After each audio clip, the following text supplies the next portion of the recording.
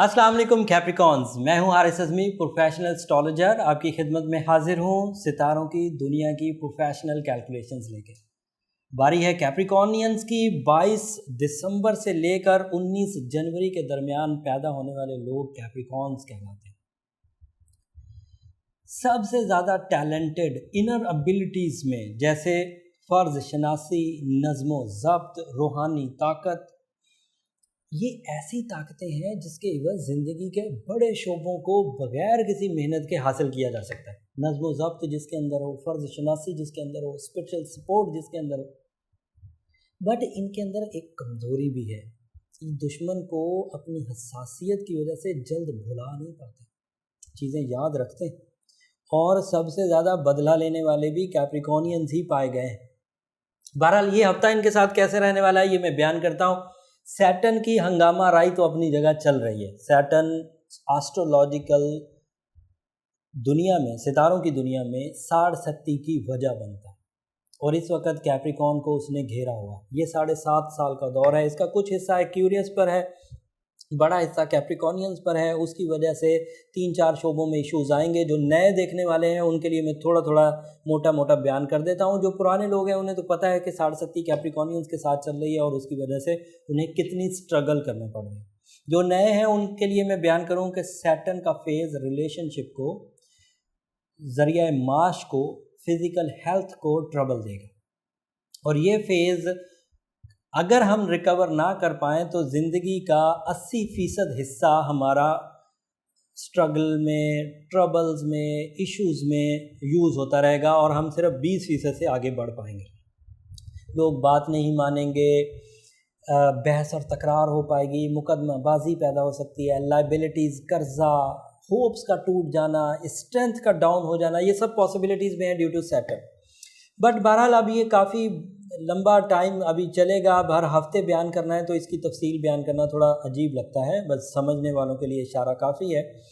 اب جو دیگر چیزیں ہیں وہ میں بیان کرتا ہوں۔ اس وقت position of Mercury, position of Uranus, position of Jupiter and position of Venus کافی حد تک کیپریکونینز کی فیور میں ہے، جس کی وجہ سے ذریعہ معاش میں کچھ استحکام اس ہفتے میسر آئے گا، اور اس استحکام کے میسر آنے کی وجہ سے کچھ زخموں پہ مرہم رکھا جا سکے گا، خواہشات کی تکمیل ہو سکے گی، ضروریات زندگی پورا ہو سکیں گی، اٹکے ہوئے کام ہو سکیں گے، فیملی کی ویلفیئر کے اقدامات ہو سکیں گے، اولاد کی طرف سے فرما برداری ملے گی، اور کچھ نئے پلانز بن سکتے ہیں، اور ان پلانز کو منافع بخش حالات میں دیکھتا ہوں۔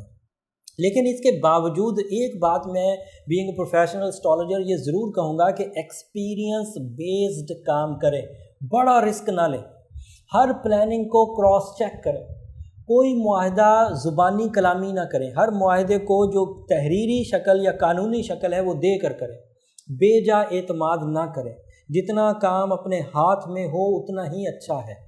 یہ اگر آپ 2-4 جو ضروری چیزیں ہیں اس کو مد نظر رکھ کر اگر کوئی کام کریں گے تو امید ہے کہ آپ پچھتائیں گے نہیں، نقصان نہیں اٹھائیں گے، امید ہے کہ خوشیاں آپ کی طرف مائل ہو جائیں گی۔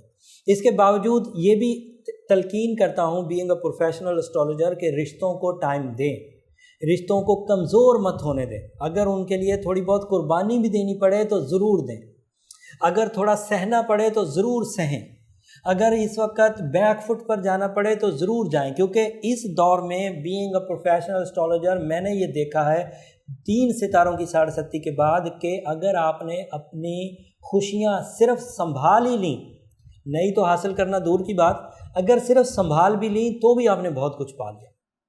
صحت کو بھی ٹائم دیجیے، کاروبار کو بھی ٹائم دیجیے، رشتوں کو بھی ٹائم دیجیے۔ اب اس کی جو ریمیڈیز ہے وہ بیان کرتا ہوں۔ بہرحال یہ دور ابھی چلے گا، زندگی کا بڑا حصہ اس پیچ کی وجہ سے ٹربل میں ہے، لیکن کچھ پازیٹیو نیوزز جو شارٹ ٹرم سٹارز ہوتے ہیں وہ بہرحال فائدہ دیتے رہیں گے، جن میں سن اور مون جو ہے وہ میجر رول ادا کرتے ہیں۔ اس وقت جوپیٹر بھی پازیٹیو ہوا ہے جو بہت حد تک سیٹن کی नेगेटिविटी को बैलेंस करेगा, लेकिन बहरहाल पूरी तरह बैलेंस नहीं कर सकेगा। उसके लिए आपको रूबी बहरहाल पहनना पड़ेगा। बर्थ स्टोन गार्नेट है, लेकिन गार्नेट में इतनी ताकत नहीं है कि वो इस तरह की सैटर्न सीवियर सिचुएशंस को रिकवर कर सके। सो रूबी पहनिए, 8 कैरेट कम अज़ कम पहनिए, 9-10 कैरेट अगर आप अफोर्ड कर सकें तो उतना ही ज़्यादा अच्छा है। उतनी ज़्यादा firm and effective radiation stone से हमें मिल सकेगी और उससे हम सैटर्न की नेगेटिव रेडिएशन को रिपेल कर सकेंगे, रिपेयर कर सकेंगे। सो इन ट्रबल से निकलने के लिए रूबी आइडियल स्टोन है जिसकी केमिस्ट्री सैटर्न की नेगेटिव रेडिएशन को बहुत खुशउस्लूबी रिपेयर कर देगी, रिपेल कर देगी। सूरज शम्स दिन में पढ़नी होगी, सूरज नजम रात में पढ़नी होगी।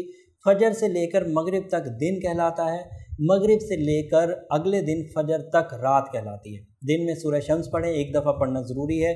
अगर 2 दफ़ा पढ़ें, 3 दफ़ा पढ़ें तो आपके अपने ऊपर है, जितना ज़्यादा पढ़ेंगे उतना रिज़ल्ट ज़्यादा अच्छा आएगा। बहरहाल ये एक ऐसा फार्मूला है, ये एक ऐसी स्पेशलिटी है जो मैं पिछले 2 जो साड़सत्तियाँ गुजर के गई हैं, एक सेजिटेरियस पर और एक स्कॉर्पियो पर, उन दोनों साड़सत्ती के फेज़ को मैंने इसी फार्मूला से रिपेयर किया, रिकवर किया। उम्मीद करता हूँ कि इस रेमेडी से और इस तरह की जो मैंने नॉलेज आपको दी है, इससे आप अपनी ज़िंदगी के अच्छे फ़ैसले ले सकेंगे और बुराई से बच सकेंगे, ख़राबी से बच सकेंगे, वक्त के थपेड़ों से बच सकेंगे। इसके बावजूद अगर कोई ऐसा सवाल आपका ज़ाती ज़िंदगी से, आपकी इनफरादी ज़िंदगी से रह गया हो, तो हम लोग इस हफ्ते मंडे को रात 10 बजे लाइव सेशन स्टार्ट करने लगे हैं, जिसमें आपको इनफरादी तौर पर डायग्नोसिस दी जाएगी, आपकी डेट ऑफ बर्थ लेकर, टाइम ऑफ बर्थ लेकर, प्लेस ऑफ बर्थ लेकर। उससे आप अपनी ज़ाती ज़िंदगी की जो प्रॉब्लम्स हैं, रुझानात हैं, ख्वाहिशात हैं, डायग्नोसिस हैं, वो आप करवा सकेंगे। Astrologically being a professional astrologer, मैं जो अपनी खिदमात पेश कर सकता हूँ, मैं मंडे को रात 10 बजे हम लोग पहला लाइव सेशन करने जा रहे हैं, तो देखना मत भूलिएगा। जो लोग हमारे चैनल पर ऑलरेडी सब्सक्राइब कर चुके हैं उन्हें नोटिफिकेशन मिल जाएगा। जो नए लोग इस वीडियो को देख रहे हैं वो सब्सक्राइब कर लें, बेल बटन दबा लें, ताकि जैसे ही हम लोग लाइव आ सकें उन्हें मैसेज मुयस्सर आ जाए। मंडे के रात 10 बजे तक के लिए इजाज़त दीजिए। दुआओं में याद रखिएगा। अल्लाह ने